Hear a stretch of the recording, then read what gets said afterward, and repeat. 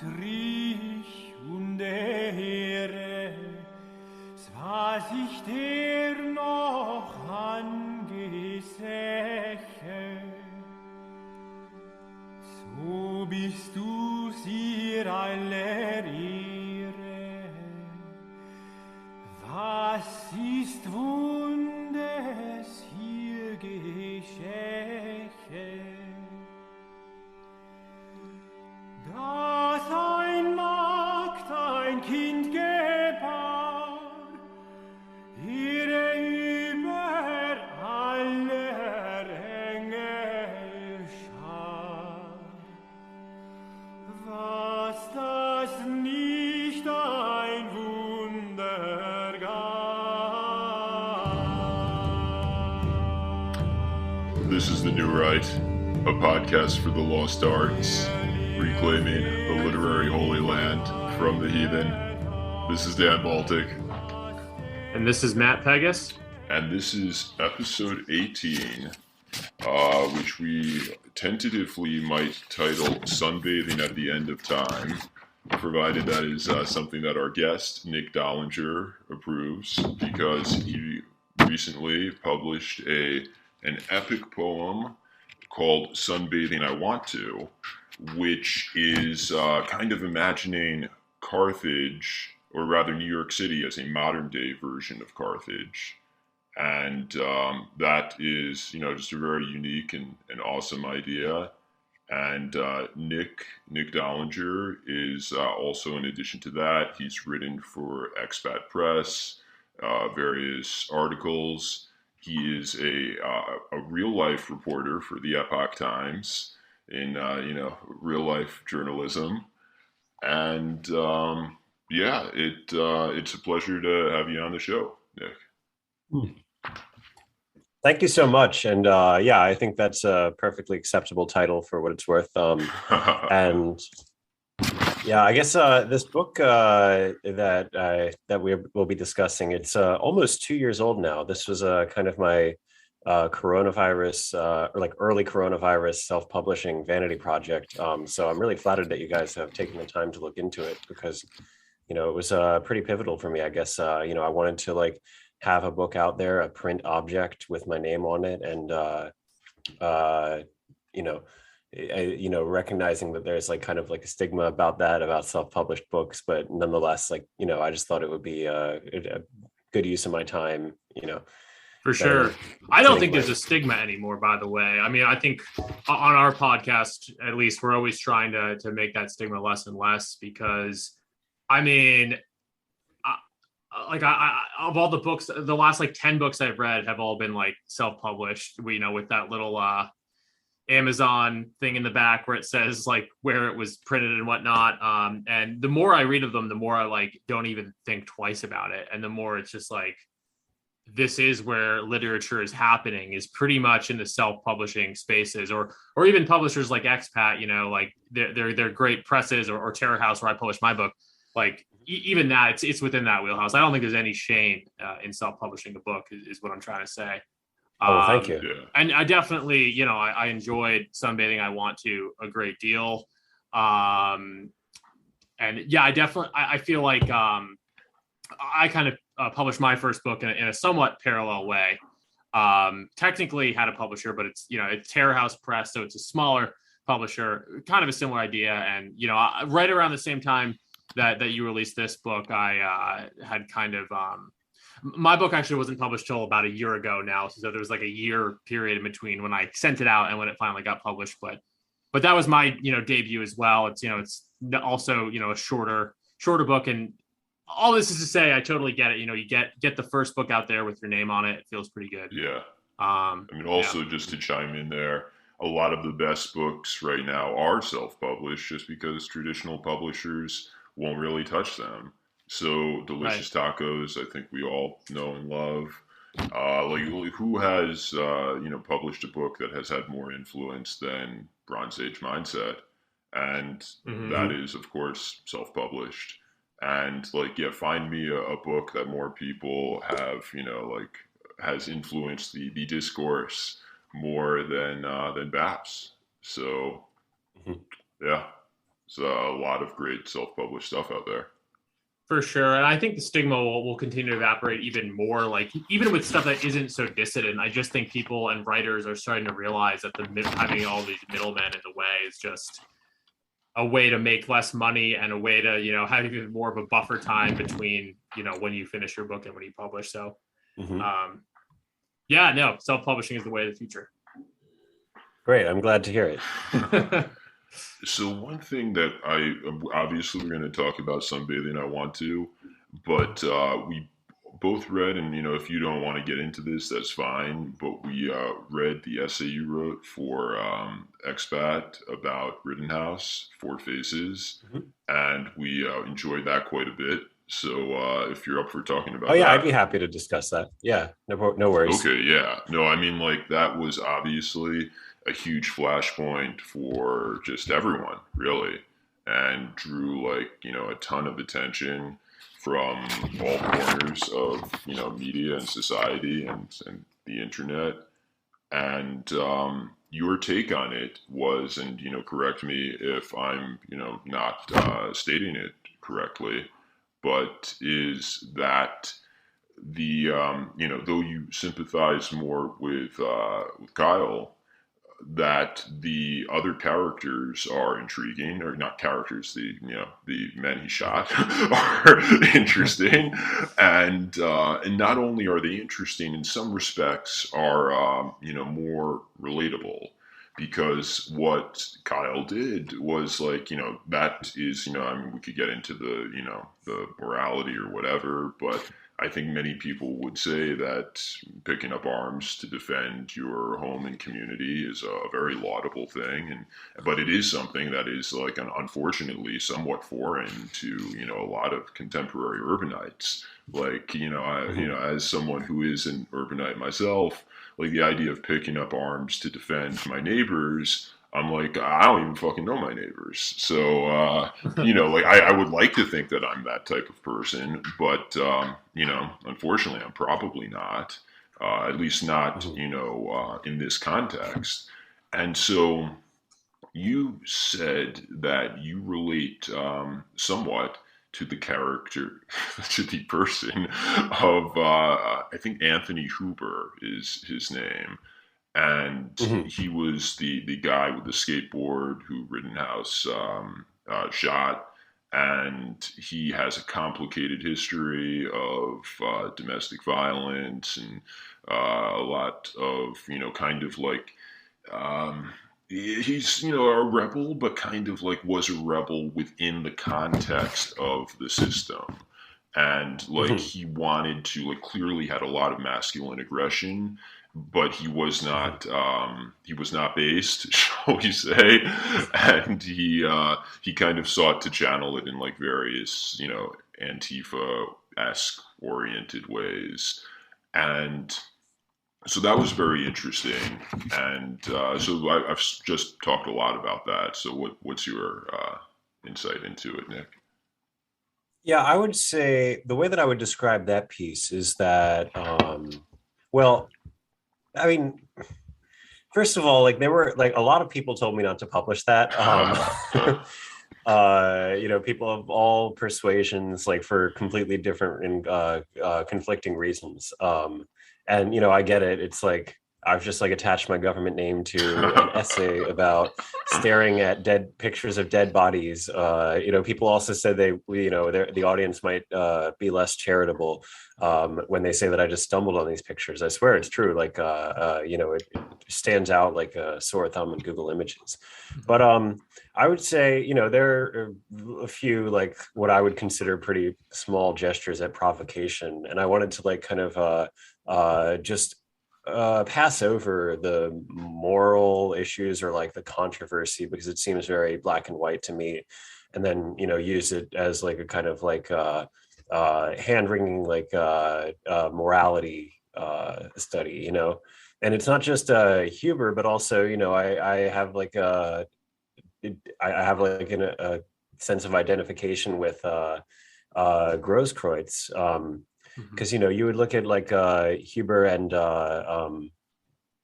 who's the other one, Rosenbaum, and they both did like genuinely like ugly things, whereas there's something very like pathetic about Grosskreutz, and I honestly find it hard not to pity the man. True, yeah. Yeah, I no, conflated the no. two in my mind, Grosskreutz and Huber, for for what it's worth right now. uh, And yeah, but One thing that you wrote, Nick, that I think Dan and I both found to be an uncommon insight, and for in my case, I share the point of view, is that you look at some of these Antifa types, shall we say, especially in the case of Huber, but perhaps Grosskreutz as well. Rosenbaum, obviously, a bit more of a colorful history even than theirs. But nevertheless, you look at some of these, and just in general, you look at Antifa type people, and I don't know, I've been, I've flirted with being of the left earlier in life, and there's this sense that even that a couple of different choices or something could have led me down a path to be a person like that, or at the very least, I've definitely known a lot of guys like that, and that's what really stood out to me in your expat piece, is that sense of like, this could have been me, or like the reason that I am different than some of these Antifa types, some of it's kind of random, like life leads people to different places, and I thought that was a really profound insight. Yeah, the irony of it is I've never really been drawn to like the hard left stuff, just because it all seems like it's always seemed like very like um austere and kind of unpleasant to me. I've always thought that there was like more appeal in just being like an earnest like libtard than being like like it's just like super socialist or whatever. I don't know. Like, and I have like sympathies in that direction now, but like just like being like straightforwardly like an Antifa like never really appealed to me, because it all just seems so immature and like juvenile. yeah, No, for sure. yeah, Yeah. No, I mean, a lot of those people, I think and I think this also comes through in your piece a bit. Like, it's a combination of extreme left views, but also like kind of being a gutter punk or a street person. A lot of them have various traumas, in their lives, and a lot of them. I'm not saying that they're blameless. A lot of them are like just bad and scummy people, no doubt. Yeah. But I do think you find the humanity in some of them in your piece, and that there is that element to consider.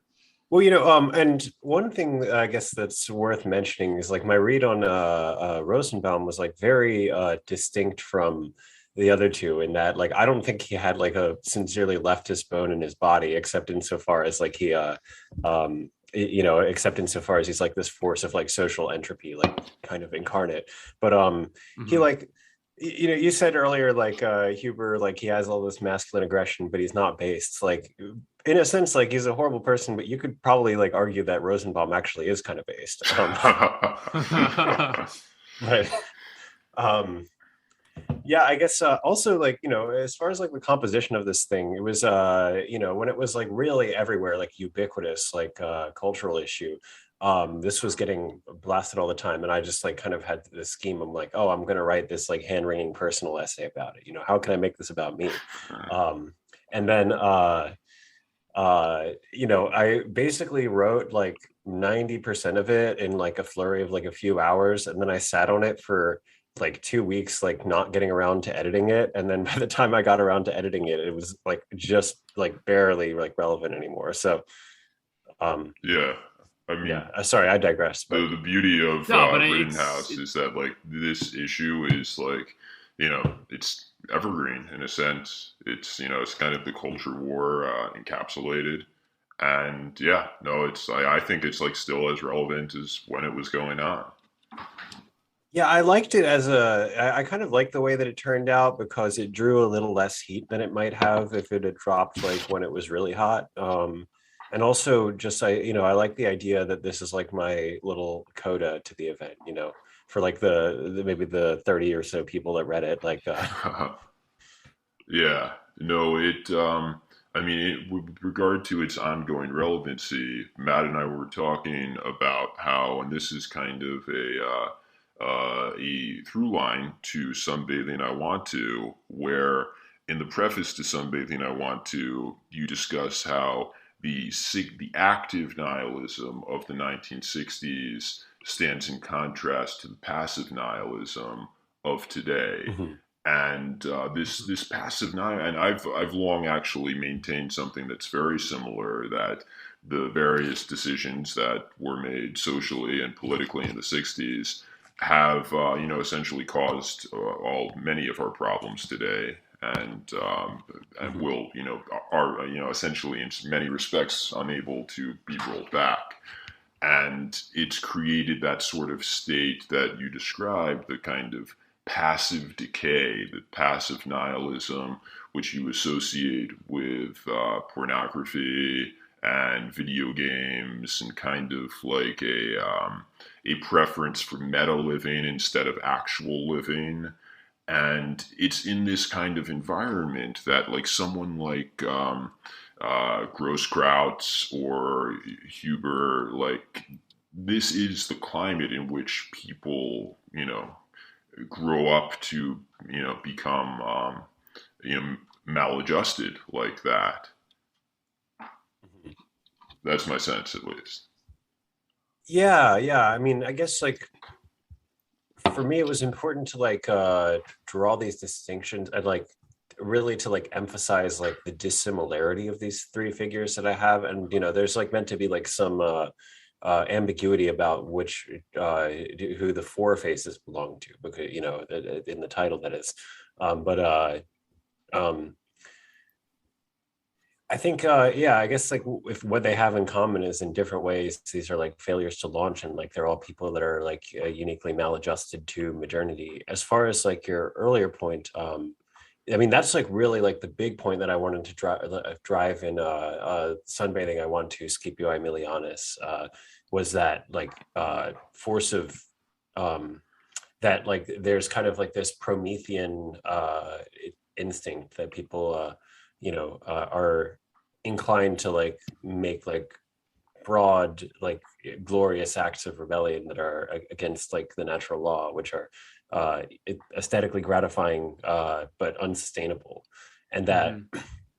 the later stages of that passive nihilism is kind of the end state of that. And people will turn to like more and more deranged and unstable and unhinged behaviors to like kind of salvage something. But like really, like, I mean, in this sense, I feel like, I don't know, I feel like all of the men in question, except maybe Grosskreutz, like they would embody like a kind of active nihilism.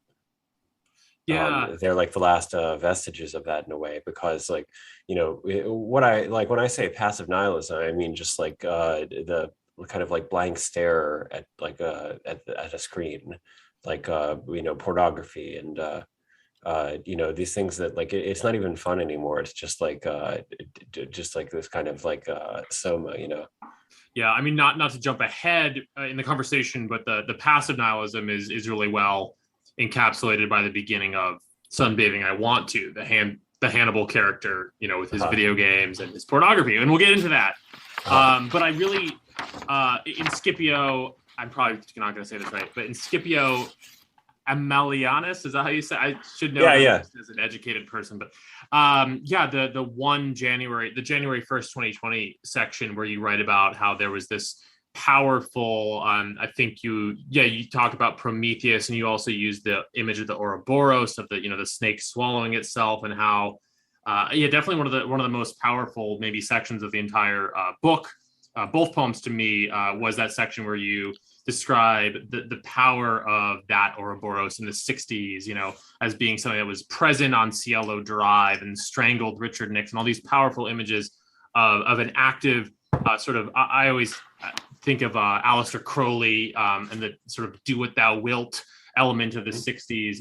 You kind of lay out how that had a certain power, even a certain vitalism, which you don't praise, but you acknowledge as a certain vitalism in the 60s. And then that sort of degrades in some sense toward the passive nihilism that we have today. Yeah, I think like you can't like really critique it without understanding its magnificence, and so that's why I tend to like really like gravitate towards like the cultural norms of like the 1970s. I think Because it still feels fresh and like transgressive because it was in its time, and like even if the content of it like is nothing.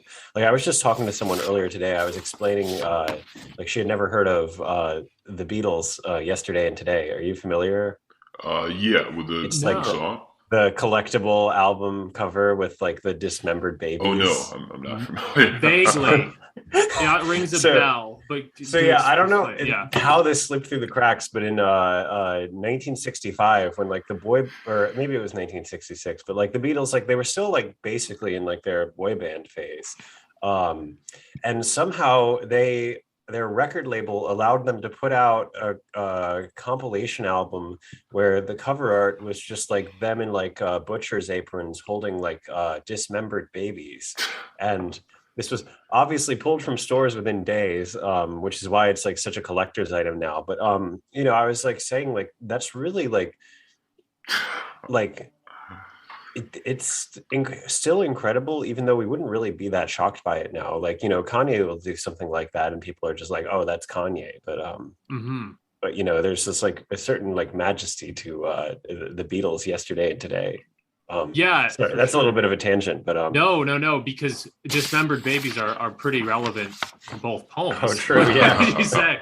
And the image of Moloch and Baal and sacrificing children to deities looms large, I would say, in Sunbathing I Want to. Wouldn't you agree?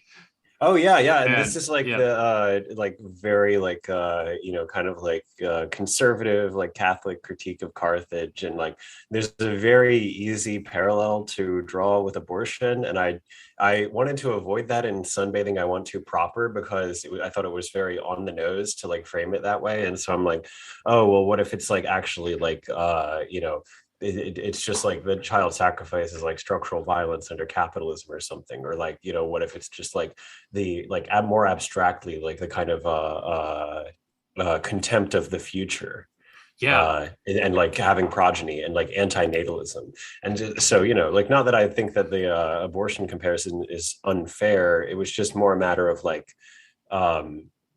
avoiding like the most obvious thing, because that point has definitely been made before.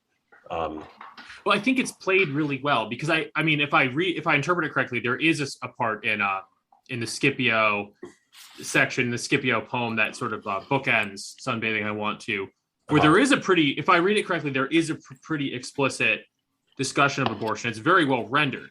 But right. Thank you. Yeah, but in Sunbathing I Want to, you are operating in a more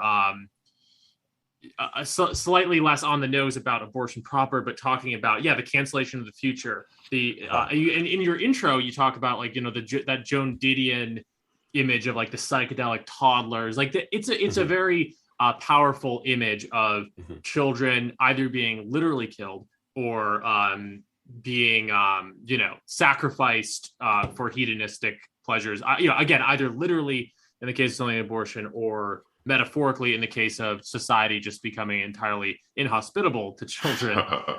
It's all very well rendered. And I understand the urge to not initially write about abortion, because you don't want to necessarily come out swinging like I wrote an anti-abortion poem or something. Like having, you win people over by being a little more abstract at first, I think. But it's just like, I didn't want to.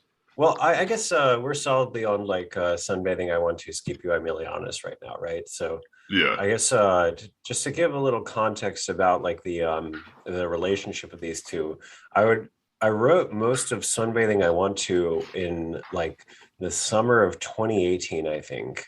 I was not really Catholic at the time. I was just starting to get into Christianity more generally, and I wasn't really based either, but I've always kind of had like a politically incorrect way, but like and I wasn't really online that much, but I was just well, I had read The Everlasting Man by G.K. Chesterton, which was a very influential work for me. And that's where a lot of like the Carthage content comes from. All of the chapter titles in Sunbathing I Want to proper are taken from just like what I thought were phrases that stood out from The Everlasting Man. And like his like, kind of like poetic way of imagining Carthaginian society always like stood out to me. So then I sat on that for a couple of years. I basically like didn't do anything with it because I felt like my poetry was very anachronistic and off trend and basically like unpublishable. So I was really like more or less like just keeping it to myself, hoping that eventually I would find an audience, but feeling like very out of the scene. Then Scipio Aemilianus, I guess I would frame it as like a thematic sequel. It's named after the general who like assaulted Carthage. Yeah. And so like my vision for it was like after like this more iconoclastic work that I wanted to create like a positive moral vision in like a philosophical sense. I don't know. I say like positive, and my friends will be like, oh, but literally like 9 out of 10 of these poems are involve like some kind of like dismembered body or whatever. But like to me, it was just like meant to be like an uplifting alternative. But yeah, and that I basically like conceptualized like during the time period that it covers actually, and then I wrote it much more spontaneously right as I was like preparing the manuscript for self-publishing in like May of 2020 for the most part. There are parts of it that were written like right around the time that it covers, but in keeping with the diaristic format. But that was a much more spontaneous creation, and honestly, like I think that's the one that I'm most proud of today because and it is like meant to fit together as a cohesive whole. Like you mentioned, like the image of the Ouroboros, and my purpose in ending Scipio Aemilianus on the way that I did, the poem that I did, and like trying to like harken back to like the Xbox image is so that like the shape of the book itself almost has that kind of like structure of like the serpent eating its tail. Sure. And just on the subject of the abortion poem, I mean, that was for I think it was December 28th. It's the day of the Catholic feast of the Holy Innocents on that day. The Catholic liturgical calendar was like a big influence in how I framed like the days of Scipio Aemilianus. And that one for me, like I guess like the epiphany or like that provoked that. It's very on the nose, but the reason why I wanted to approach it that way is that I felt like it's very hard for a Christian man to repent of having premarital sex without appearing to brag about it. There's like something about it that because of like the culture or whatever, it's like going to be perceived as a flex. And so I thought like the way to circumvent this and like do some kind of like public repentance is to really like bring it to like this like corporeal like level of like the violence that comes out of it and to like try to like demystify it that way. Yeah, so that's how I read it. It's quite brutal, but because there's like the whole like if you just go around saying like, oh, I'm such a sinner, like I fuck so much, like it's like, oh yeah, all right, okay, Chad, but like yeah, if you can like make it about like well, this is what happens like because of that, like I think it loses a lot of that glamour. And I'm very like unironically like Catholic, like I really I try to like be very like literal and like straightforward about these like moral beliefs, but yeah, no, it was rendered very well. The idea of I think there was the line was something like the sins or the wages of fornication, and like you like obviously understand that fornication is a sin, but it hammered home like, well, that's one of the reasons why, at least contemporarily in today's context where there is abortion, like yeah, that leads to very bad things potentially. And it was rendered very well though, so good. Oh, thank you. Good on you there. Some other parts, not to go on too much of a digression here, but in general in the poem, I really enjoyed the mix of New York City landmarks and examples of modernity, and mixing that with classical metaphors and classical references. and it creates a dissonance that's, both like striking and very funny. So like the line which, kind of juxtaposed Moloch with Columbia was like, yeah, I didn't exactly think of it that way, but yeah, the presence of Moloch is strong. Yeah, this was also like around 2018. I was hanging out a lot at one of the Columbia frat houses. I had a friend who was in that frat, and I did notice the beta reference. oh yeah, and like I guess I was just like trying to draw on like things that were in my life at the time, like the little kitten at the fraternity house, and there's like this wall of like former presidents or whatever of this fraternity, and I was just like, I looked one up at random. I just like Googled like one of the names, and it's like, oh, he's the president of Amtrak, like and so that was like the kind of like images of what was it, Hamilcar or whatever, like the Carthaginian elders, like was meant to kind of encapsulate that. Yeah, unfortunately there's a lot of like very inside references, I guess, that only like make sense to me, but I just hope that it's like a meaningful. Well, I think any New Yorker would get, like, maybe not beta, but I mean beta people understand that that's a fraternity, although it's very interesting. I was talking with someone who had went to Columbia, and the beta fraternity, it was like not like something that was like just like, oh yeah, the betas. But like now, like I wonder, like today, like like you don't want to have your fraternity name be the betas. Well, I don't even know if it was actually the betas that I was at, because I don't remember if I like changed the name of the fraternity, like changed it arbitrarily to like protect the identities of like the people involved, which is silly, for my book that like umpteen people read, but nonetheless, like I didn't want to like get any like inadvertent like bad publicity to them or anything, so I may or may not have changed the name. I don't know. I feel like it was like Sigma something, but like yeah, I don't remember whether what the actual name of the fraternity was. And then yeah, what is it, like the Coke Palace line, who did I say that was like was it like Jack Chang, Coke Palace, Spit and Phlegm? Yeah, I do. Yeah, wait, that sounds familiar. Hold on. Yeah, that was based on something they sent to their frat group chat, and I had, I actually really liked the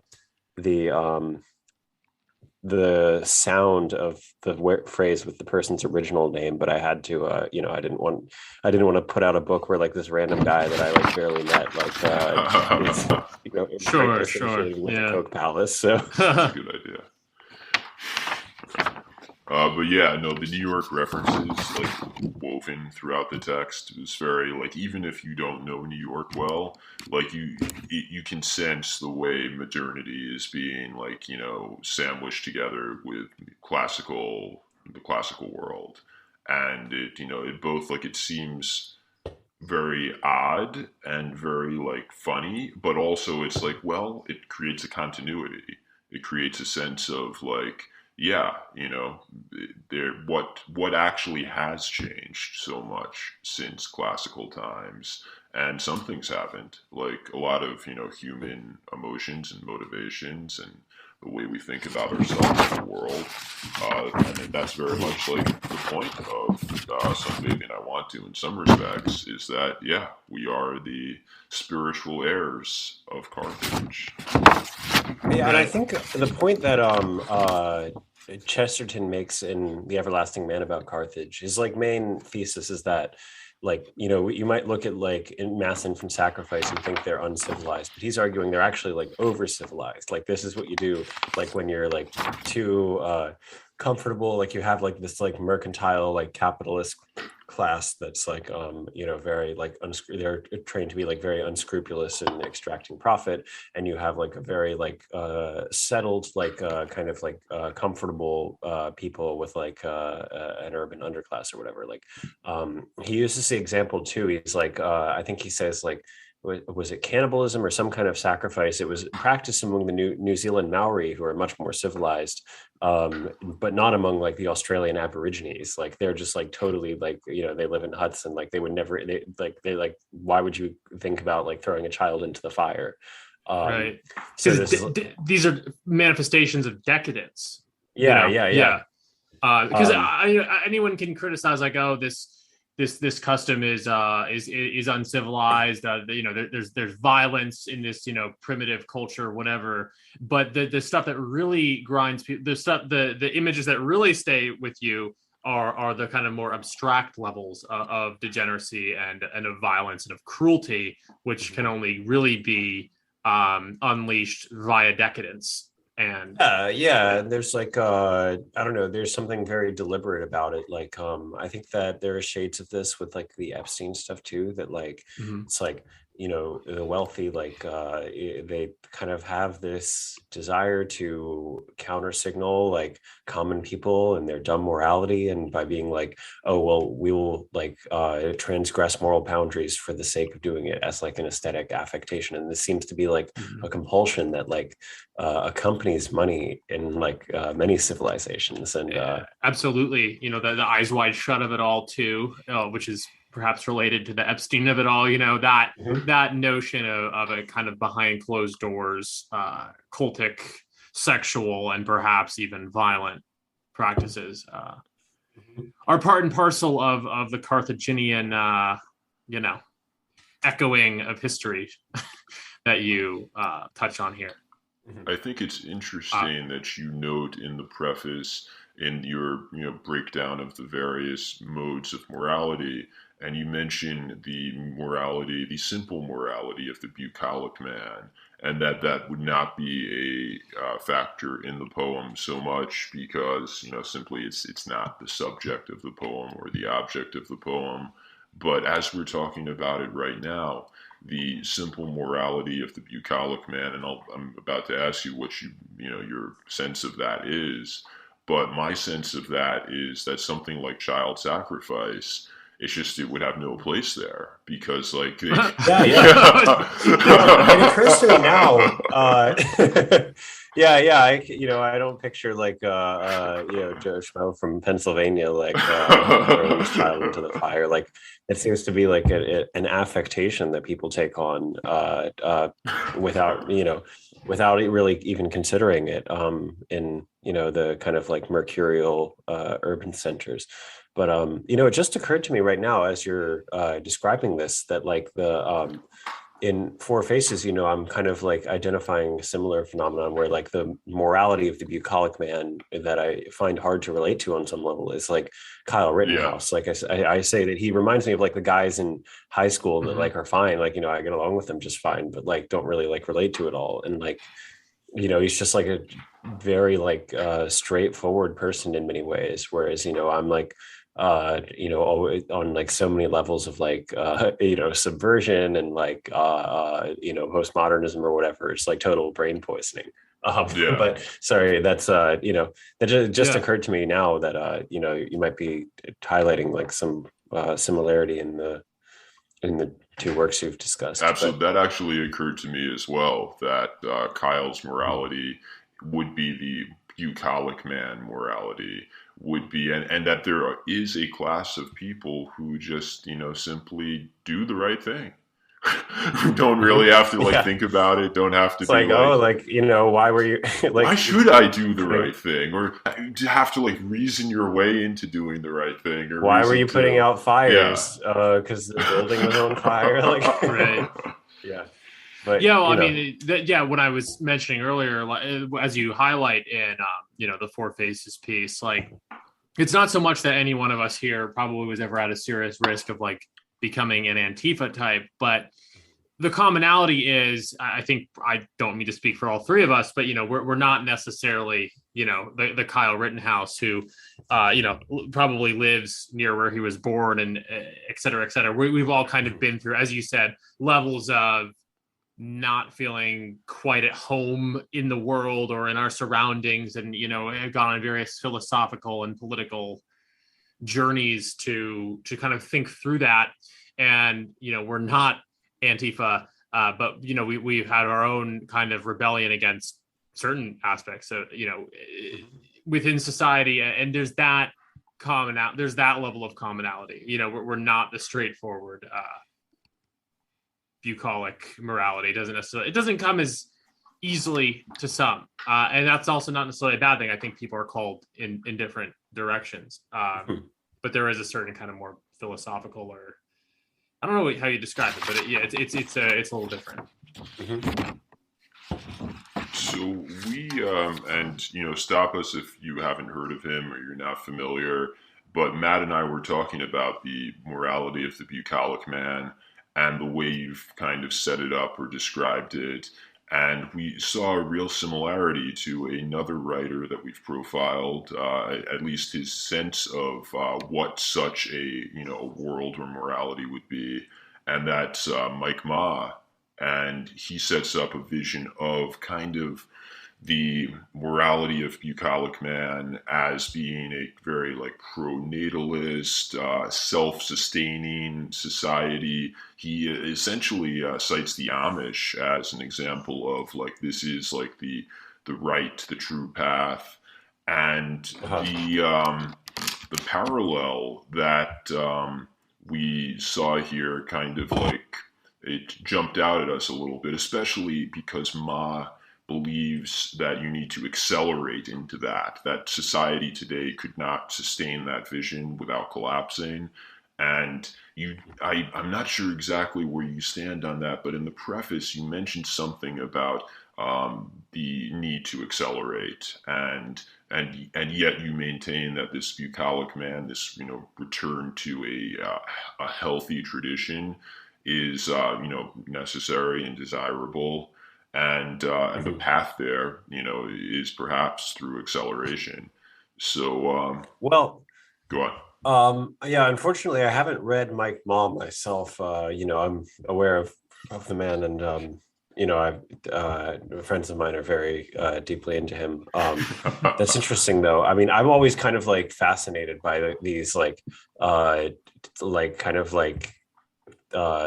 strange, peripheral, kind of almost meme religious communities that people think are just strange and kind of goofy, that nonetheless double their population every 20 years. I think that they're a hugely undervalued part of America's demographic future.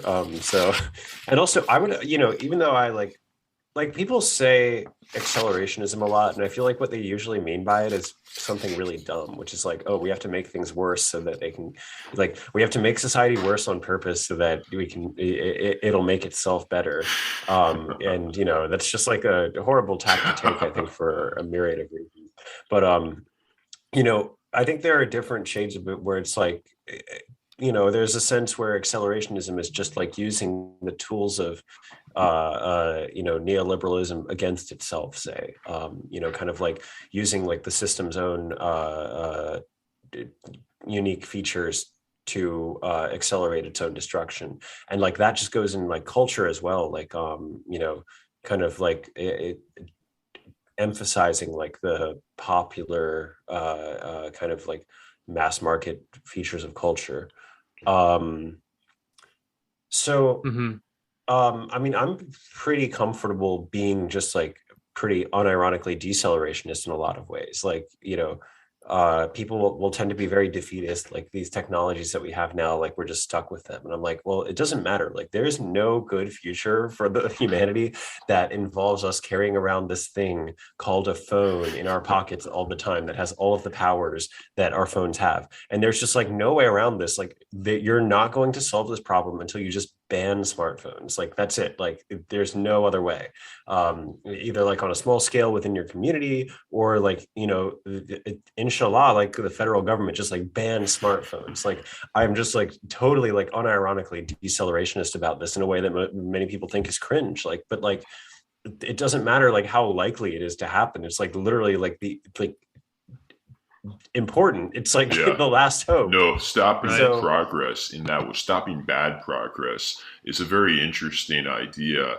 And I was reading about how and this is a bit of a tangent, but stay with me, it's related. how the Tsar toward before the beginning of World War One, but like it was clear that war was becoming mechanized, it was becoming more destructive, and it was clear that technologically unadvanced nations would not be able to compete. They were going to get, outpaced, and their armies would be obliterated by the more technologically advanced countries.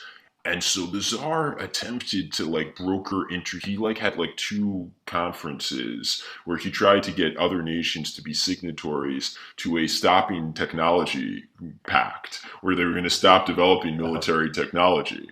And obviously this didn't work, but it's an interesting idea. And the thing is, it absolutely would have been, wonderful. It would still be wonderful if we could stop building new military technology. It would, I'm sure, in some ways, this is a race to oblivion. And World War One, and World War II is even more destructive. If, the Tsar had been successful in this fantastical notion, how much better off would the world have been? Yeah, well, I think that, military technology seems like one of the last places to be prone to deceleration. Even, it's a huge collective action problem. Absolutely. And, I was really interested in nuclear geopolitics at the time that I wrote Sunbathing I Want to Proper. Oh, of course. I was actually really influenced by Nick Bostrom at the time, but I just, I guess it's a similar problem with regard to smartphones and communications technology, in that if America were to opt to be a cell phone free country, the stars just align perfectly and we ban cell phones, Nick's caliphate just overnight. You would, at the way things are, I guess it would probably entail an acceptance on some level of being a backwater power, kind of just struggling to hold its own against a highly technological Chinese state. But yeah, to me it bears a certain parallel, even as we're talking about it, with prohibition. Because smartphones are addictive. They're something that people like to have. And so it's really hard to take away stuff that people are addicted to and want. We tried it with alcohol. It absolutely didn't work. And had to be. It's true, but alcohol is Lindy on a scale that a smartphone isn't. True. True. Everyone old enough to have a lucid conversation about on New Right podcast remembers a time before smartphones that it's just extremely not Lindy. It's whereas alcohol, it's been here since times immemorial, and so to ban it, you're really fighting against the current the consensus of 10,000 years. Absolutely. Yeah, that's true. No, I hear you. The when you use the phrase accelerationism in the intro, it's specifically applied to sexuality, as they're called, which gets into a topic that I had specifically highlighted to definitely talk about, which is basically porn and whacking off. And you write in your intro that, and you don't mean this at all facetiously, that you'd almost want to live in a society where your poem, Sunbathing I Want to, might be censored for its sexual content. And I found that interesting and relatable. And I'm just going to take a stab at a bit of theorizing on my own. You can let me know if this speaks to you or is kind of what you meant or not. But I find it to be the case. I definitely think that. So when you use the word accelerationist and not, let me just pull out the quote because I, did not, rather than speaking in abstractions here, you say, I'm not being facetious to say that I dream of a world in which my own work is censored by the compulsion of decency laws in which copies of Sunbathing I Want to are set to flame and become fodder for glorious plumes of smoke. And you're right. One cannot corrupt what is already impure. And if I'm candid in my assessment of the civilization I confront, sorry if I don't mean to be reading your own words in front of you. I just think you say it really well. So I just wanted to, yeah. Anyway, if I'm candid in my assessment of the civilization I confront, I must conclude that a more accelerationist approach is necessary to bring about a moral regime of relative sexual puritanism and an orientation toward the common good. That is, to leverage the institutions of a porny culture towards its destruction and expose the grotesque character of the sexual regime with candid detail. And yeah, that I related to very, very closely. Again, my own book that I published around the same time as this, which I'd actually love to send you a PDF of after this conversation. Oh, thank you. Yeah, maybe no Honestly, pressure. I'll just like buy it, like because like I'd like to have the physical book, but okay, we'll talk about that later. We'll talk about that later, but it not to, and most of our listeners are already probably familiar with the book, or many of them. But it's about a young man struggling with sexuality. There's not too many descriptions of him jerking off. I think I actually took those out because I had too many or something. But I think you start Sunbathing I Want To with a description of your, protagonist, so to speak, the Hannibal character, basically jerking off to porn, as well as playing video games. But you start in that perhaps tragically, but very relatable space of, the guy, I think he's 15 when the poem begins, in front of his screen, sort of putting his sexual energy and his creative energy and his aggressive energy into that flat screen. And to me, that made a lot of sense as a place to start. It's kind of where I start my book too, in a different way. And there's probably other examples. One example from the sort of canon of writers that a lot of people in our sphere read, Yukio Mishima's Confessions of a Mask also has extensive sort of descriptions of this earlier sexuality and masturbating and whatnot.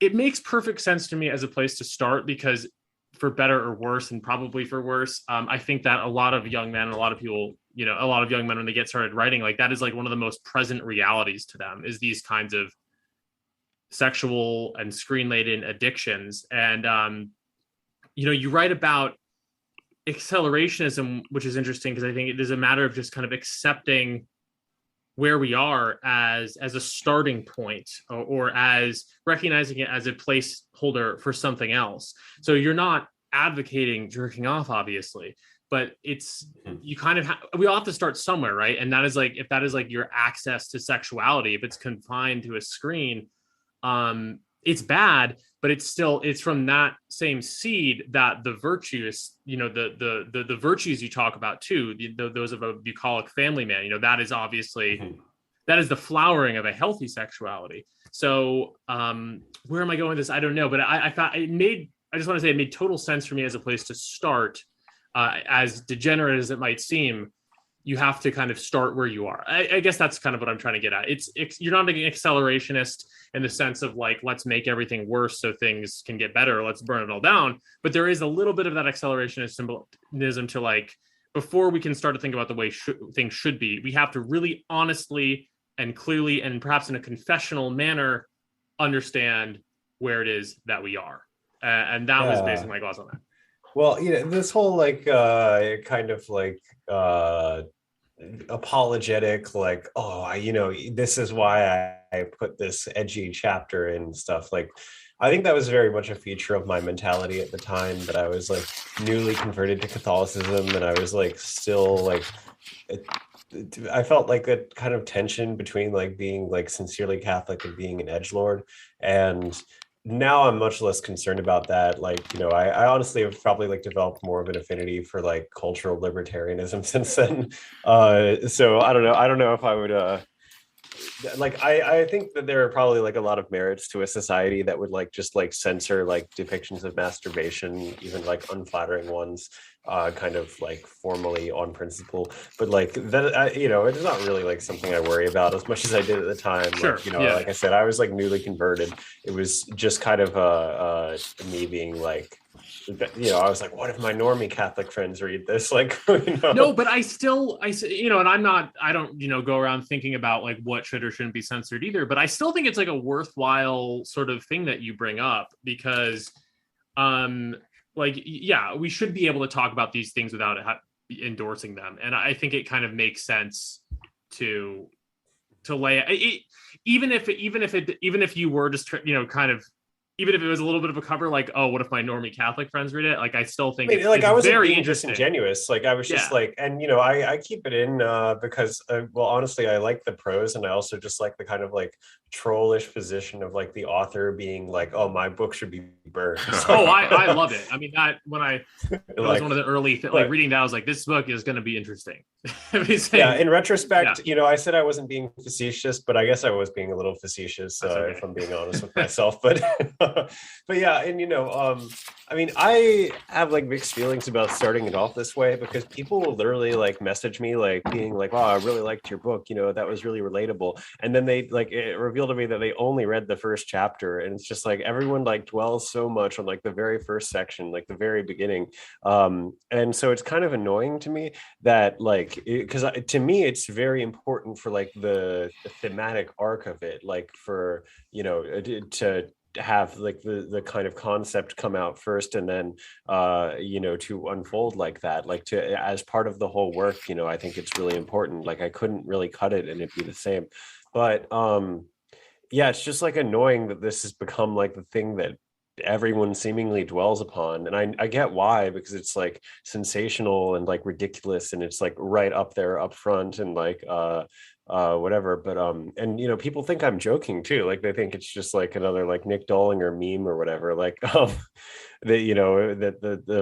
the first line of my book involves the word "fap." Like but the first line in my book has not fat, but it's about a penis. Like, I don't know. I view it this will be my final word on the matter. And I don't mean to overly harp on the topic. If it's, I don't, it could devolve into kind of just joking. No, I get it. If you guys read the whole damn book, so it's okay. Like, you have a lot to comment on. It's not just like, oh wow, your book where you have like that one chapter I read about masturbation. Right. I mean, in many ways, there's more than one chapter about masturbation, but in different angles. But yeah. Anyway, sorry, what were you saying? My final word on the matter is this. We are all the products of sex and sexuality, and it makes sense that it makes sense that a poem about portraying modern life as being in some way degenerate and Carthaginian would itself start with sexuality, but in the direction of the dead flat screen, so to speak. It's like the birth of the poem is a fap. I'm not trying to be stupid here. It makes sense to me. The irony of it is, like, honestly, like, I'm not really much of a porn casualty myself. Like, it never really appealed to me. I think, like, just like personally, I never got into porn because I had this notion in my head that's like, why would I look at another man do that? Like, isn't that kind of gay? And so I think like masculinity grifters have kind of like caught on to that too, and will say like, watching porn is like the gateway to being gay. But like, to me, it was just like very like intuitive. Like, my middle school self, it's like, no, like, why would I want to look at another man's genitals? Like, but so yeah, I actually feel like it, personally, like, this is almost like something like my interest in it is very abstract. Like, my interest in pornography specifically, because like I'm actually like kind of mortified by it from the outside.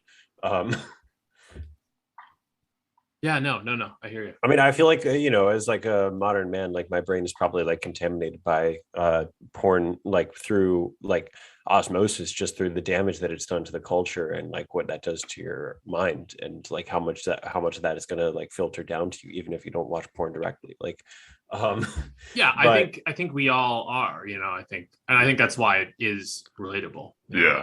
Yeah, but and I really like, I became more attached to it after writing Scipio Aemilianus, because of the last chapter of that, which deals with the assassination of Qasim Soleimani on my birthday. My 22nd birthday, January the 3rd, 2020, on the eve of the CCP virus.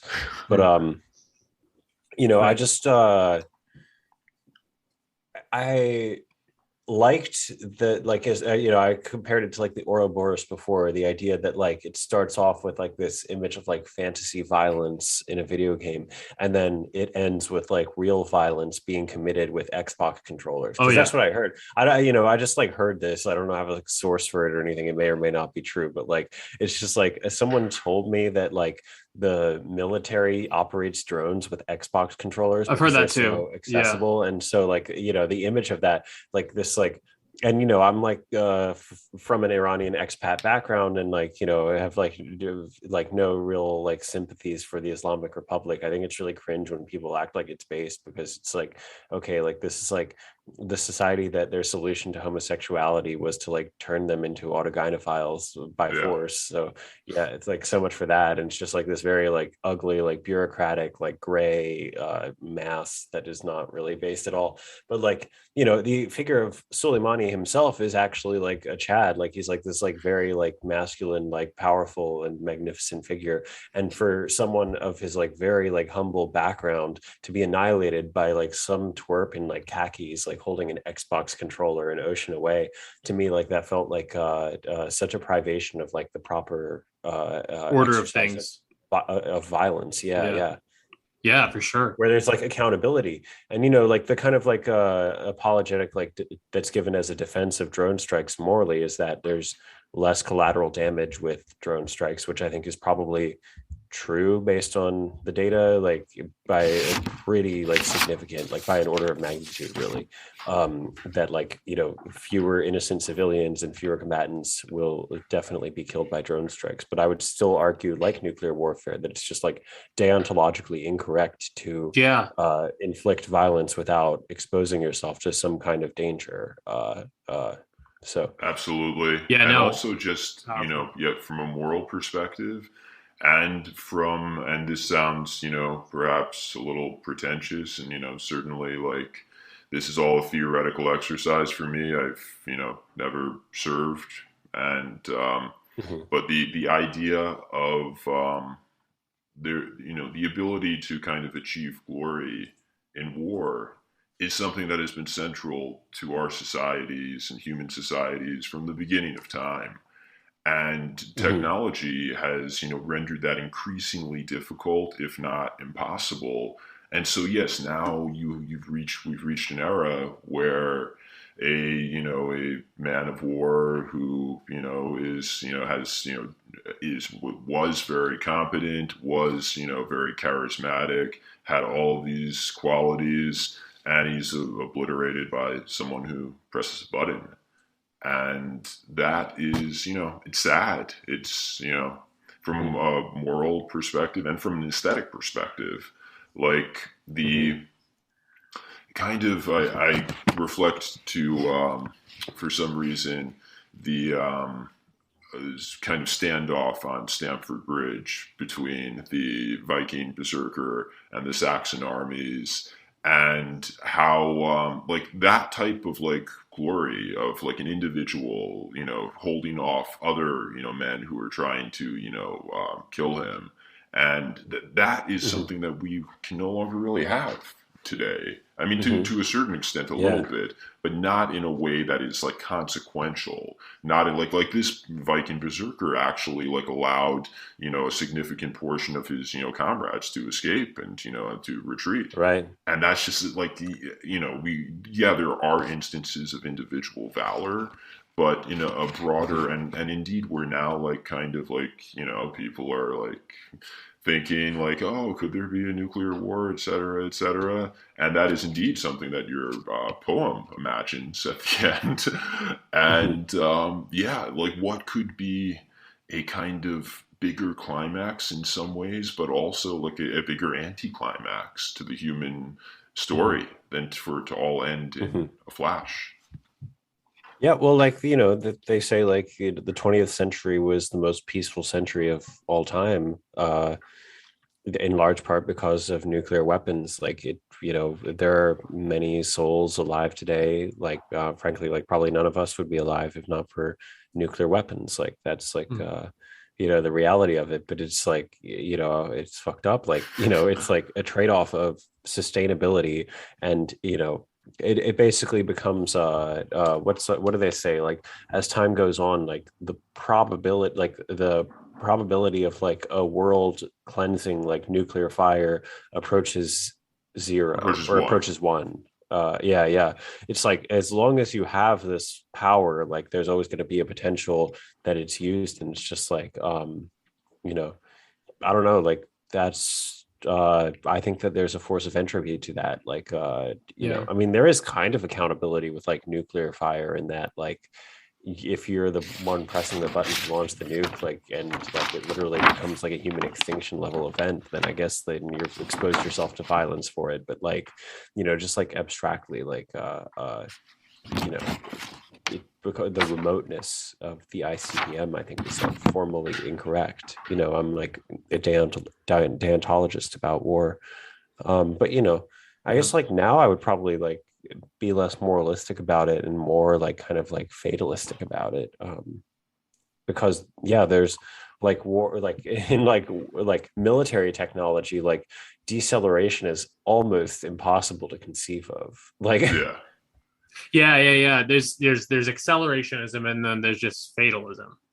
I and get it's what you like mean. Yeah. from the Catholic perspective, it's like deontologically wrong to like drop nuclear Hmm. weapons like on like civilian centers, period, right? And like, so what, like if you were like the based like Catholic integralist president of America or whatever, like what would you just like announce to the world, like I will not under any conditions press the red button? Like Right. because that could create real problems. Like it's genuinely like it's a paradox. Like I don't think there's really any like solution to it. Like I don't know. Well, it's like Bostrom's urn of invention, right? And so you keep, well, Mhm, you mentioned Bostrom, so maybe you're familiar. And for our mhm, listeners who might not be, like, let's say you have an urn with a bunch of different balls inside it, and they're mostly white balls, but there's like, maybe one or two black balls. And every time you pick a ball out, it's a different invention. But if you mhm, pick a black ball, like that's an invention that could potentially destroy the world. And so mhm, a black ball would be nuclear weapons. And mhm. there's only so many times you can reach in and pull out the wrong thing without blowing yourself up. And Mhm. And like yeah, I think like epistemically, like you always like when you're developing new technologies, you always have to account for the like X probability that your entire way of seeing things and like framing things is just completely incorrect, right? So like they'll try to like justify like hadron collider experiments, whatever, by being like, oh well, it's not actually that risky, like because science, like because of this and that, and like yeah, that's not going to happen. But I feel like I don't know the first thing about particle physics, but intuitively I'm thinking, well, what if your entire way of conceiving of like particle physics is wrong in such a way that you actually are like creating these existential risks. Yeah. So yeah, I don't know. That's interesting. I feel like Bostrom, like a lot of our people would probably think that he's kind of cringe. But I think I don't know. I just think he's like a very like interesting thinker, and like the way that he frames he has like this very like game theory like framing of things. I think it's like a really interesting like kind of I mean, I think he almost like is attempting to invent a religion. But yeah. Like they have theorized that the all the antidote to the black ball problem is a kind of perfect totalitarianism where you mhm, know everyone, like a Minority Report world where you know what people are going to do before they're going to do it, so you can stop mhm. people from destroying the world with the black ball Yeah, I think technology. like a lot of like the moral assumptions and like the normative issues, like there are like issues with like the kind of like formal like ethical theory of that. But like I wrote my senior thesis when I was in college was basically my attempt to like reconcile like Bostrom with Catholic Oh, integralism. that's really um, interesting. I'd like to read that actually. Yeah. oh yeah, thanks. Honestly, like it was it like I think it was fine, but I was just like jumping through the hoops at that point, like because like while I was like really working on my thesis intensively, like that was like after the lockdowns had started, and it was just like I was kind of like just like going through the motions at that point. But were a philosophy major? no, I was in a program at NYU called Global Liberal Studies. Oh. I recently, on my podcast, talked to Professor Michael Rechtenwald, who was in that program. Yeah. Oh yeah. So he was in that program, and it's a very small program, and it's like a very like new thing for NYU as well, and like just weird like aberration of the system. But yeah, it was like I was in a concentration called Law, Ethics, and Religion. I think they might have changed the name of it while I was there, but whatever.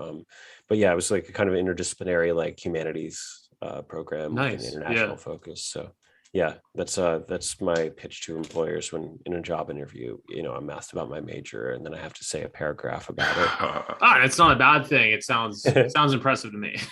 Oh, thanks. Yeah, that's the idea. It's good at like fooling people who don't know better. I asked because I was a philosophy major, but okay, yeah. No, I actually like honestly, like I'm pretty much like an autodidact in terms of philosophy. Like I am now too. Found it interesting, but I have like probably like relatively little like formal education in the topics that I'm actually most interested in, like metaethics and epistemology. I think philosophy is one of the better subjects to be completely self-taught, autodidact in. But I guess to bring it back to the poem a little bit, I really was struck by the last section in Scipio about that we were just discussing with Soleimani, and the timing of it is really interesting. Obviously, this was by design, and I'm sure you weren't just writing a diary and happened to predict the CCP virus, as I've heard you call it. But well, kind of actually, like there was like one passage where it was I think the first poem in that sequence where I mentioned like these existential risks. Really? Like I gave a list of them, and like I had written that like at the time, basically like probably like in like the waning days of December, and I got chills when I looked back on it. Like of course like this was like published in like the early days of the CCP virus, and I was like actually like much more concerned about it at the time because I'm just like it's just like whoa, like our government is not like it hasn't implemented like a fascist state to like protect us from this like threat from the Orient. Like how cringe is that? Like but no, a lot of us were there at that time. Yeah, but so I was like very like unironically COVIDian, this being like April 2020 at the time, but it was I got chills when I read it, like just being like whoa, like I kind of like had a feeling, and I think that's kind of like a dominant feeling of the 2010s as a decade, is that there's all these like world ending like catastrophic events that are like over in a news cycle. Like Soleimani was one of them. That was like the last of them, right? It's like we could go to war with Iran, like, and it was like so like it was so urgent, and then but everything during the Trump era was just like like this is going to end the world, and then nothing happened. And then something happened, and then things started happening, and it would and it fucking sucked. Like no, that's what I was going to comment on. Sorry, what were you saying? Just that's basically what I was going to comment on, is that the timing of it.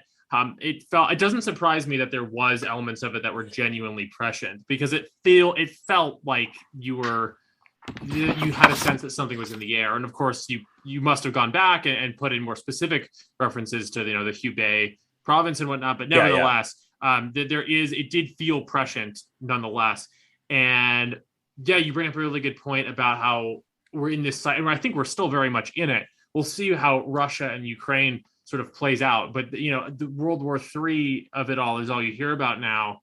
And I don't even know how much you want to get into current events, but and I don't know how much I want to get into current events. I don't have any. There's so many takes online right now. I don't really have that nifty of a take here, but there's just part of me that wonders if even this is not going to be something we're thinking about as much in 6 months, or maybe it will be. I don't know. But I mean, I think like it's like most likely like most things aren't what you think about in like 6 months, like most things that have the potential to pan out to something interesting aren't. I think this has like been a pretty like boring war overall. Like I'm just like, all of like the stuff on like the timeline about Russia, Ukraine like fails to move me in any way. I mean, like, I have like abstract like empathy for people involved and like people who die and stuff, but like, geez, like, cut me a break, Yeah. It just like seems very uninspiring. But I guess like the thing is now, like, after the CCP virus, like, whether it was like a psyop or not, like something happened. Like I think like a market change, like they like put a like hijab on our face for 2 years. That was some weird shit, right? And so like we don't have the luxury to say like, oh, like all of this is fake, like nothing's actually going to happen anymore, because it's like, well, most likely in any given event, nothing really significant is going to happen. But like the point is like the black swan principle. It's like, it could go.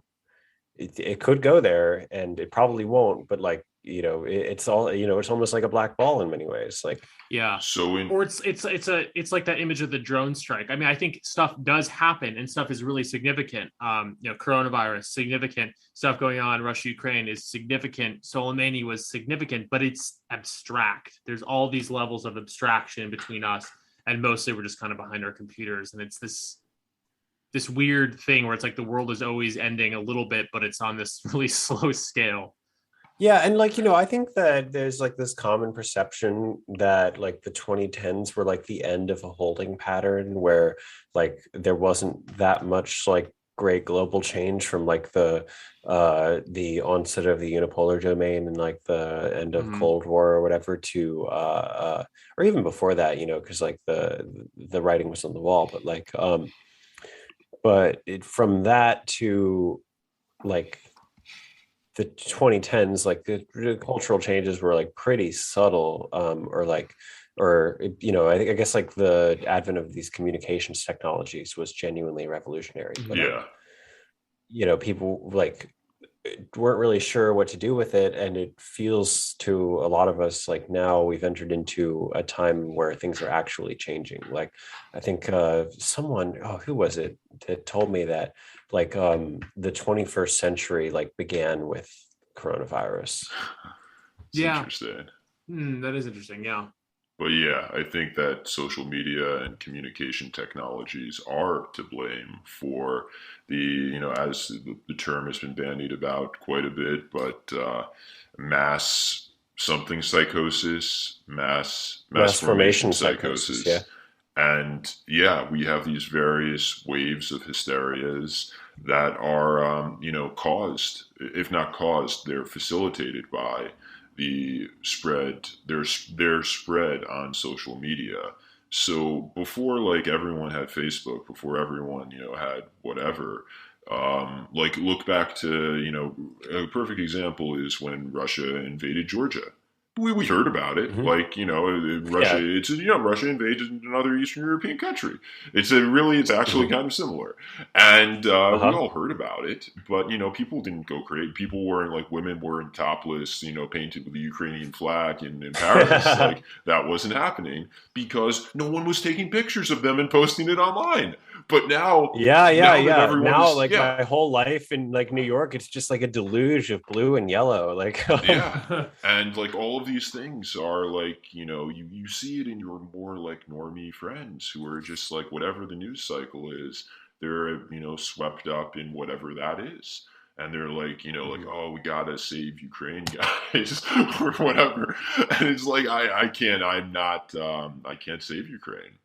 It's not my, it's not within my capacity, nor is it within yours. Yeah, it's like really surreal to me to like see like brands and stuff like tech platforms or whatever, like have the Ukrainian flag. It's just like, just think about this. Like, it's just like an American corporation or whatever is just like changing its logo to signal which side of an Eastern European conflict it's on. Like, well, that's I think that's years of COVID and then the BLM stuff of 2020.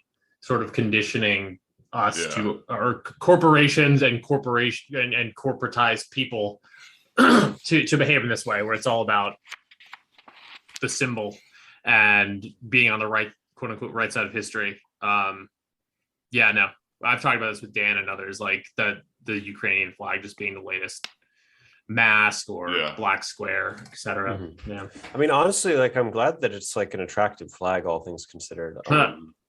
Because I think the color palette of it is very pleasing, and honestly, like also I am kind of grateful that like it's like opened up cultural space to just like kind of traffic in like the aesthetics of Ukrainian nationalism, because it is intriguing. Yes, I always think like honestly like just like aesthetics totally disavow, but Azov battalion, like just like I don't know, there's something very magnetic about like a sun wheel in front of like a blue and white, like, or a blue and yellow Ukrainian flag. Like it just I just find it very aesthetically gratifying.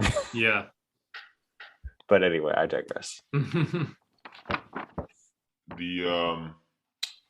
The kind of, in your poem you set up the U.S. is Carthage, the U.S. is essentially a worshiper of Baal, and the counterpoint to that in the poem is Rome.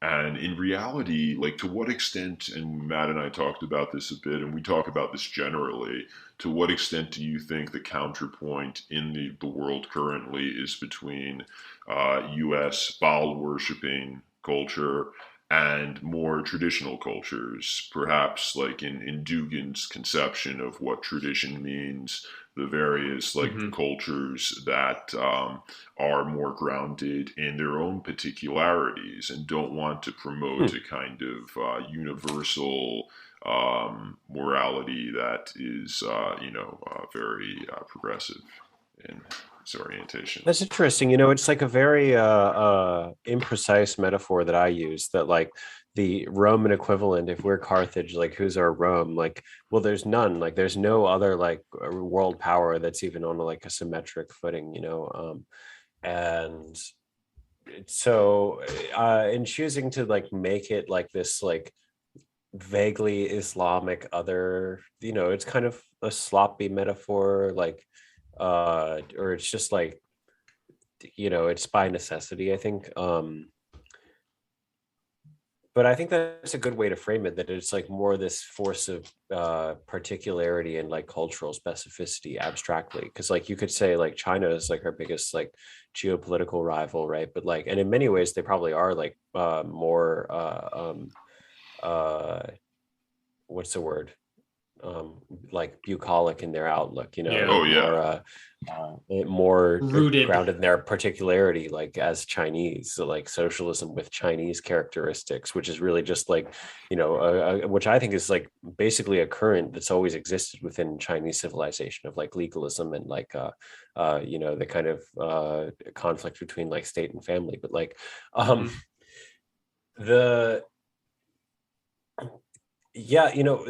Chesterton's portrayal of the Romans is that they are like he says almost verbatim, like, whereas like the Greeks had like an orientation for mythology, the Romans took like a serious turn for religion, and they were just like, very like serious, like family oriented, like kind of like cozy people is how he understands them.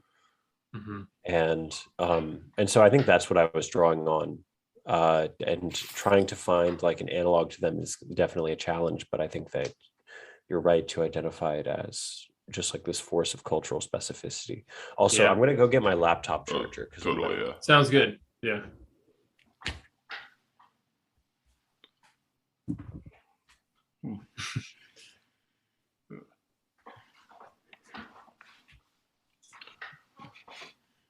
I'll hop in with a point about Dugan in a second, I think. Oh yeah, no, take that sounds away. Good.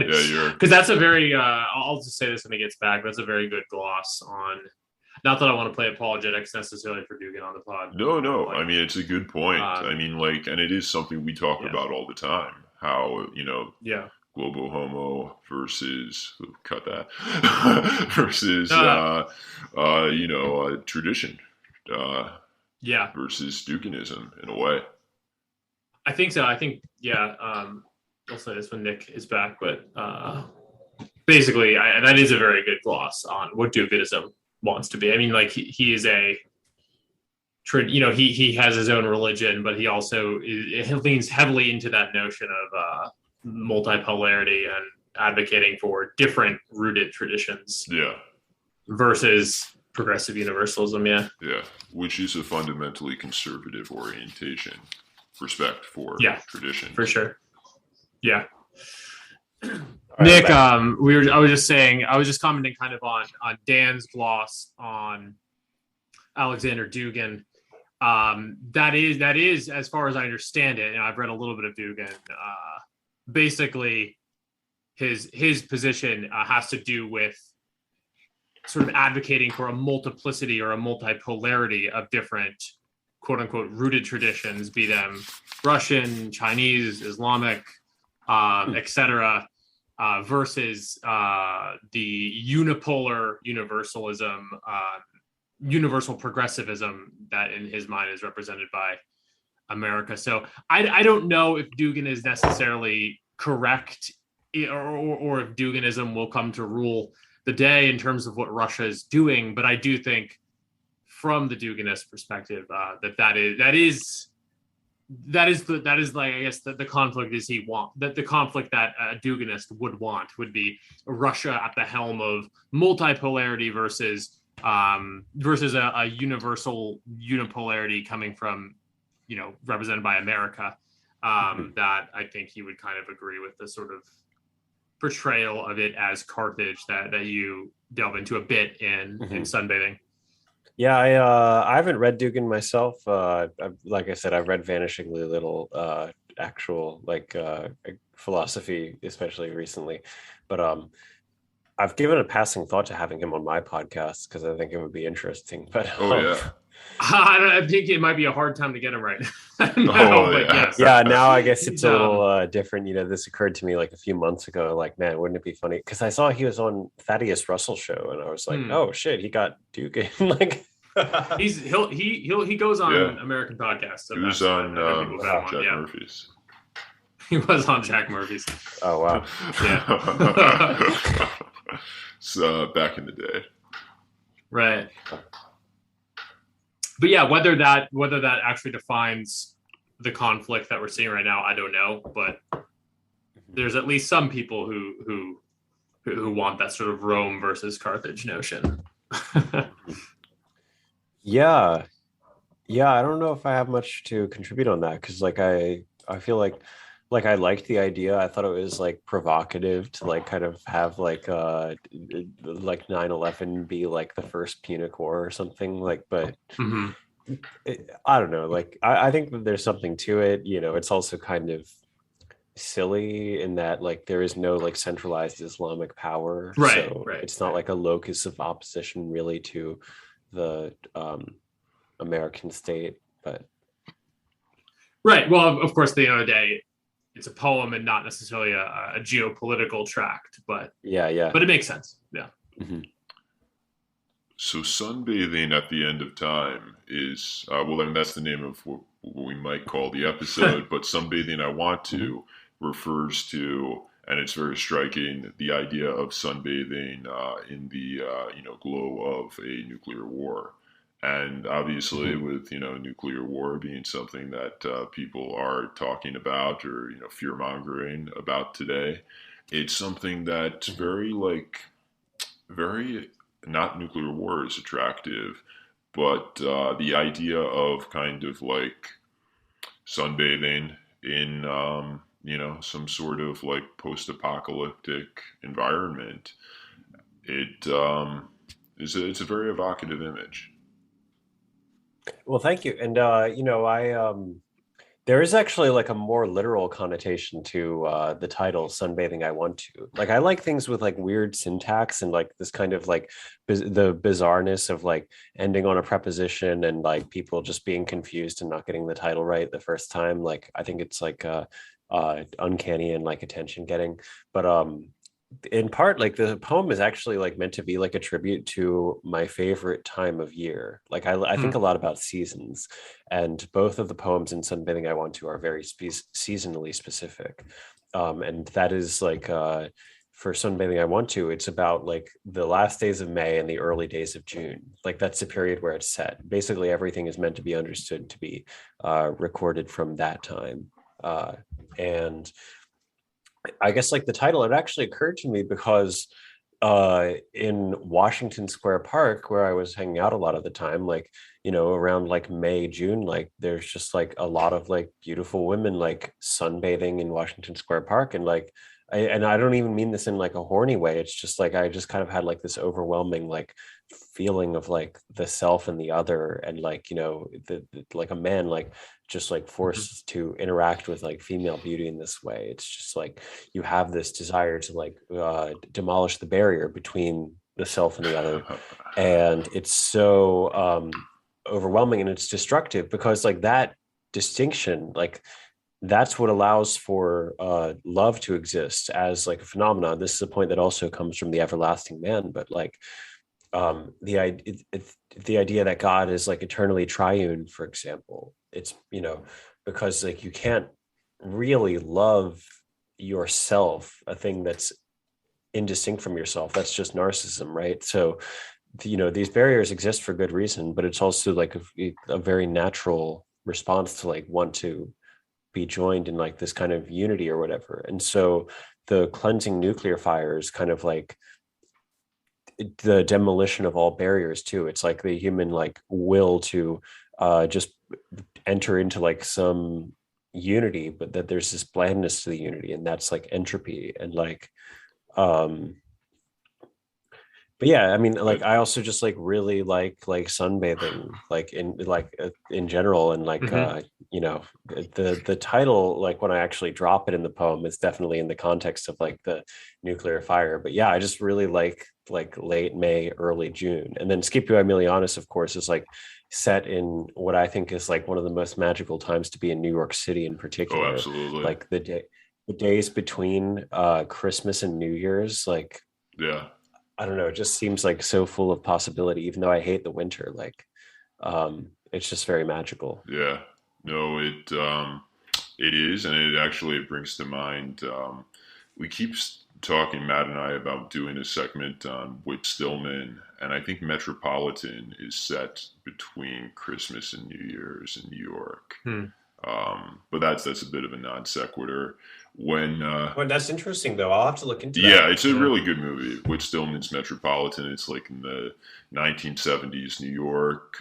It's a guy from the wrong side of the tracks during that period of time, which was the Upper West Side, was trying to Mhm. get into the debutante party scene in the Upper East Side, and he was like hanging out with the debutante set, and it's set during the post Christmas pre New Yeah. Year's period. It's the Yeah, last like time I was in New York too, now that I think about it.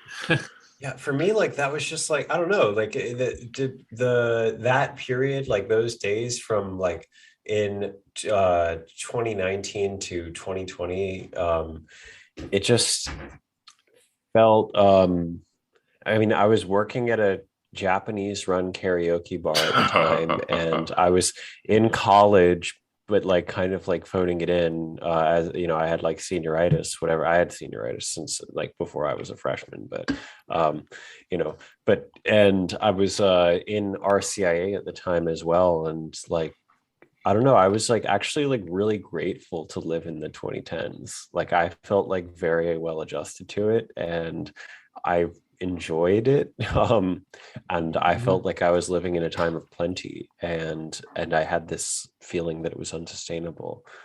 Well, you were right.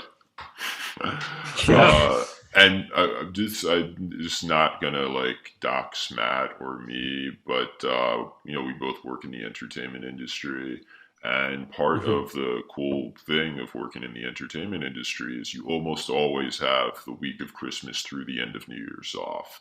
And so Mhm. it's been for me, and I think for Matt probably, a sort of like it's a period where like every year it's like, oh yeah, I get that like week and a half just to kind of reflect. and like, you know, Mhm. have time away from work and time to. So it's always been a very reflective period for Hmm. me. Mhm. Yeah, and like, you know, I have like the first chapter in Scipio Emilianus is literally about like having like writer's block, and I think I had like basically like written the skeleton of it around the time that it's set, but I put it on the winter solstice specifically because it's just like, you know, this is like, you know, like the blackest day of the year, like this is like, you know, kind of bereft of like that light of inspiration, and so it's like about, you know, kind of like powering through that, and like um and um but it just occurred to me very naturally at the time because I guess like the Catholic liturgical calendar is also very rich from that time. And I was just like my poetic imagination, I always like gravitate towards like high concept things. Like I almost come up with the concept intuitively and then, you know, kind of write the poem to fit that. And I don't know why, but that's always kind of been my method. And so um Yeah. and you know, I think that probably like one of the things that I'm most proud of as a writer is like the originality of the concepts, I guess. But like it just, I don't know, it just seemed very natural to me that like, oh yeah, like a diary about this arbitrarily chosen time in history that actually turned out to be kind of significant because it was Mhm. just on the eve of the CCP virus and like Right.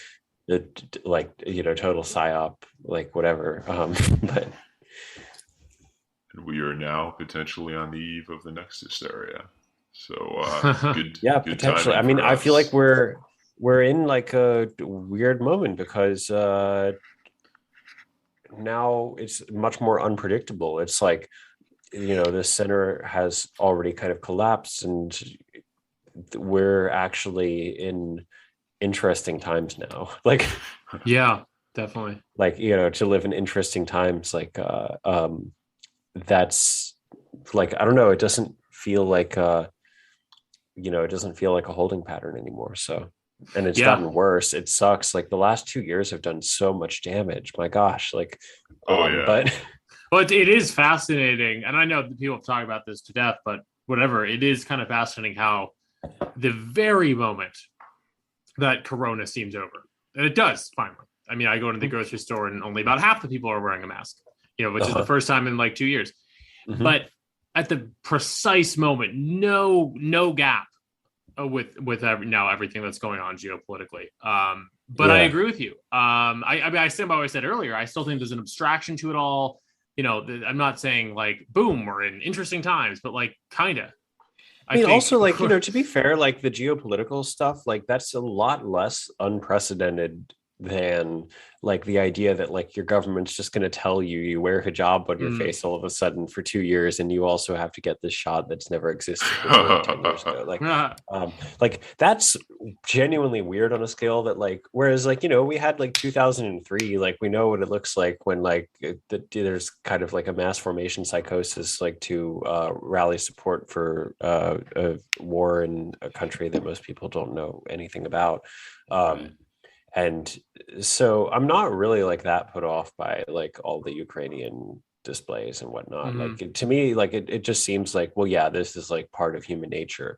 Whereas like, you know, the coronavirus stuff, I was just like Oh yeah. No, it's Fair like enough. really Yeah, I like hear what you're genuinely saying. very flabbergasted insane. by how disturbing and weird it all was. I mean, Like people are going to that keep people wearing just kind of like, masks. They're not going to. Many people aren't going to yeah, stop. no, They like. I mean, especially like I was reading a. Well, no, it's not an article; it's a tweet. But some woman tweeted that her like teenage daughter doesn't want to take her mask off because she's afraid of people seeing her face. And like, yeah, a lot of like, you know, people who spent their teenage years wearing masks, like for the like from 14 to 16, they probably are probably super like nervous about taking them off because they're self conscious to begin Yeah, with. I can't. yeah, I mean, the And problem is it like fits so neatly with like the female desire to like dissociate and not be seen and to like become invisible and just kind of like wither away into the ether.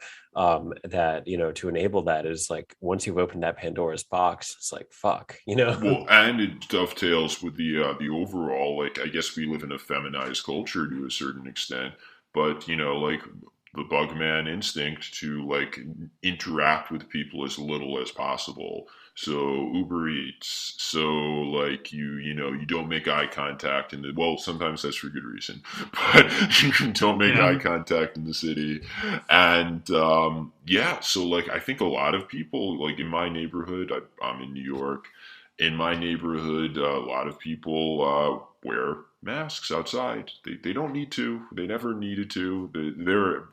I get that it's a party affiliation thing, and they want to show that they're down. No, but I don't actually think that it's purely like a party affiliation virtue signal. Like I think there are like people, like especially like Chinese and Latino people who probably voted for Trump and like still are obsessed with mask wearing, because it's like I said, it's like a very like female instinct that like, oh, like I wish I was invisible. I wish I could not be seen and like not be anything. Yeah. No, I mean, a lot of people just clearly like wearing them. And yeah, it's also like something that comes from the Orient and like fits with like, the way that Chinese people like view themselves in relation to their civilization, and it's very intuitive for them. But didn't used to be intuitive for us, but maybe it's I mean, I still don't think it is. I think it's like the way that like, there's compulsory hijab in Iran, but like at the end of the day, like Iran is a white country, and they have like an instinct that they hate the idea of like their women having to cover their hair. And so like that's why like when you see Iranian women like wearing their hijab, like they like they wear it as haphazardly as possible on purpose, because like they're grossed out by the idea of that. Like it doesn't appeal to their nature at all. It's like this force that came from the Arab like Southwest that has kind of infected their society. And I think it's very comparable in the sense that like, yeah, you have like moral Puritans that like take it up as like their kind of like crusade, mostly women, because they like to they like the idea of telling someone that they're not following the rules. People get off on that, right? Right. And so you have those people, but like the actual like geist of the culture, like they resent like being told to like that women have to cover their hair because like this like desert herder religion told them so. And I think that like the historical American nation like also has like that instinct where like you don't like the idea of like covering your beautiful pale skin, and but yeah, no, for sure. I think the way that this all shakes out, the I think long-term Corona stuff is over, but I think that the way it will continue to shake out, maybe for the rest of our lives, God forbid, but at least for the next few years, will be interesting, as certain people, don't want to let certain elements of it go. But I agree. I don't. This is like how I saw it. Like about a year ago, when it looked like it was over, like a year ago. I had this notion, and I think that I'm probably going to be right, that like it will calm down, aside from like the people that are permanently traumatized by Fauci or whatever, and like are going to wear a mask forever because they're neurotic and they want to dissociate. But I feel like it's going to calm down for a few years. But like the thing is, like you remember, throughout the 2010s, on the subject of like things that were these world-changing, like paradigm-shifting events that didn't amount to anything. Like there was avian flu, swine flu, Ebola, all of these like little like diseases that didn't really amount to much. But now, if there was like, if there's like 2 Ebola cases in Harlem, for example, like there were in 2015, I think.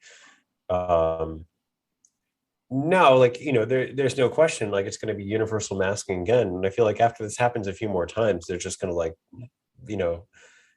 drop the mask and be like, no, this is just how things are now, like they did in East Asia. Yeah, gosh. Yeah, no, it's a big social experiment that we played on ourselves, and we don't know the results yet. Yeah, so anyway, sorry to be so black-pilled, but no, it's all good. Yeah, no, it's cool. We're the new right. we deal with black and concept.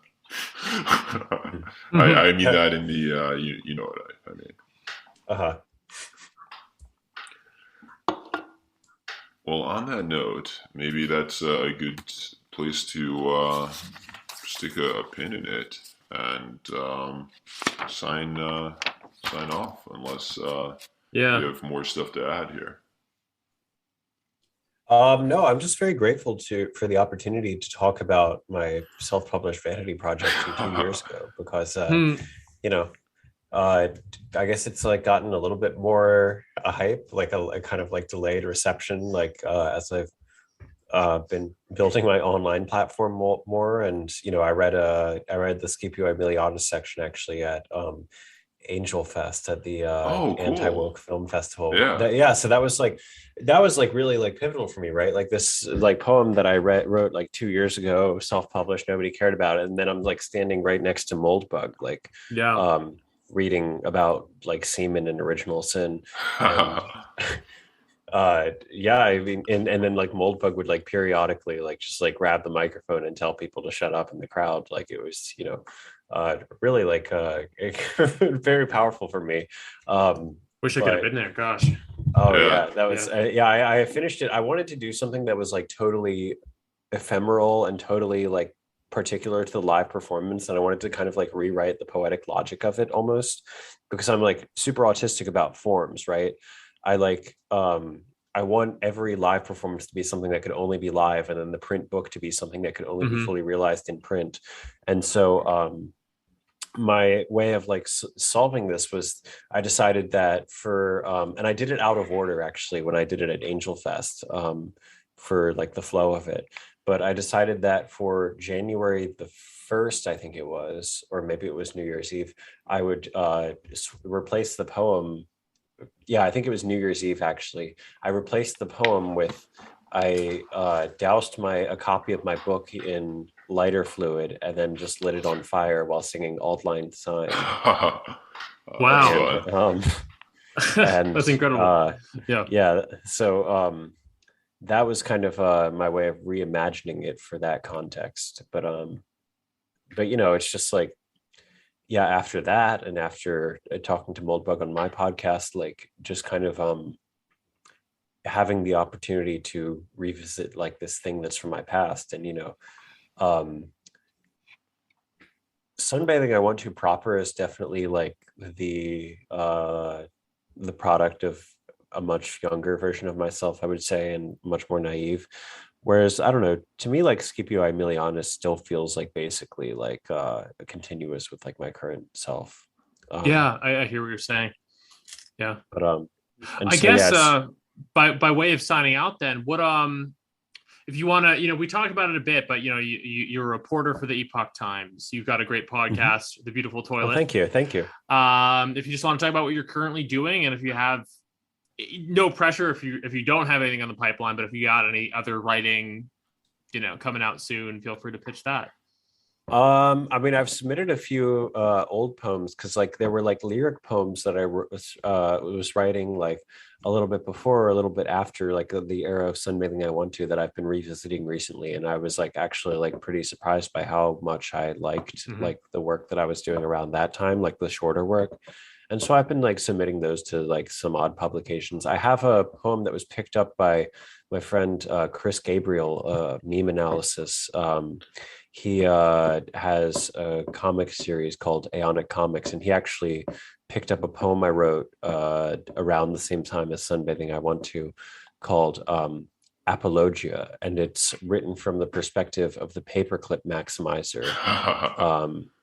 And it's like an apology for killing Nick Bostrom in particular. It's pretty funny. It's addressed to him, and so and so he picked that up for Aeonic Comics. I don't know how he's going to integrate it into the comic book, but that's definitely in the works. There are other things that I haven't gotten responses on.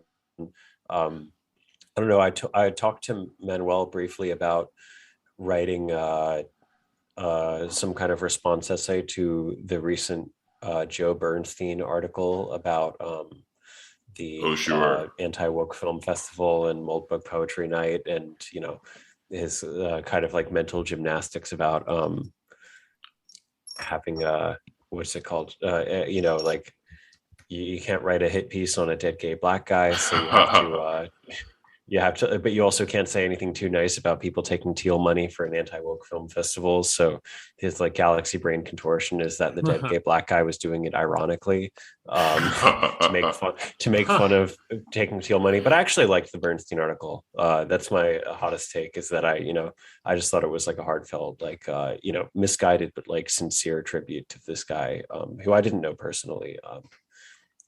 But anyway, yeah, so that's what's in the pipeline, I guess. More podcast episodes coming fairly regularly now that I'm a little bit more settled. I've been able to do the podcast more frequently, I think. Awesome. It's fun podcasting. Oh yeah, for sure. And it's like I don't know, it's great. And I'm also, I'm a big podcast slut. Like I'll do basically anything. Not that you guys are like the bottom of the barrel or anything. Like I don't mean to insinuate like, oh, I'll go on any dumb podcast, but like everything I've been on so far has been like transcendental. And I really liked, like I said, I was really grateful to like talk about sunbathing. I want to like on someone's show. I'm flattered that anyone would ask, and I think what you guys do is cool. I love your episode with your episodes with Last Things, and it just feels like a lot of convergent evolution almost. Definitely. I mean, lots of convergent. Thank you for introducing us to the poem, because like it was actually a really good read. Yeah, thank you. And really, as we've discussed, prescient. It's definitely. Who knows? I mean, there are parts of it I'm embarrassed about, like, because I was like, when I first published it, I was like an unironic COVIDian, like in the early days of it. And so I'm a little embarrassed by how seriously I took it all. And I'm like, no, this isn't a government psyop, man. This is like an apocalyptic event. Like, but well, I mean, we were all COVIDians at one point. Yeah, right. You had to be. I mean, if you didn't know what was going on, which none of us did. Yeah. No, well, I want to say I hadn't really read a poem in any depth since college, and so this was the first poem I'd read in a while. Really? And I'm just not a poetry reader. Huh. Oh, but maybe I should be, but I'm not. But this was the first one I read in a while. It was a welcome return to reading poetry. Yeah, I recommend. Are you familiar with Tom Will from Apocalypse Confidential? Not really. No. I've heard of Apocalypse Confidential. Yeah, he just recently published a book of sonnets. All of them take after a line from Shakespeare's Sonnet 18. And so it's like kind of like cycle, like a high concept thing like I like, and I really liked his project. So, and he's also been very generous about promoting the beautiful toilet as well. So yeah, no, poetry is definitely something I want to get more into, but anyway, I realize we're coming up on the kind of 2-hour mark here, and it's later where you guys are than where I am. But so we should probably wrap it up. But it's been so good talking to you. Oh, thank you. Yeah. Thank you. And you too. Yeah. So great having you on there. Likewise.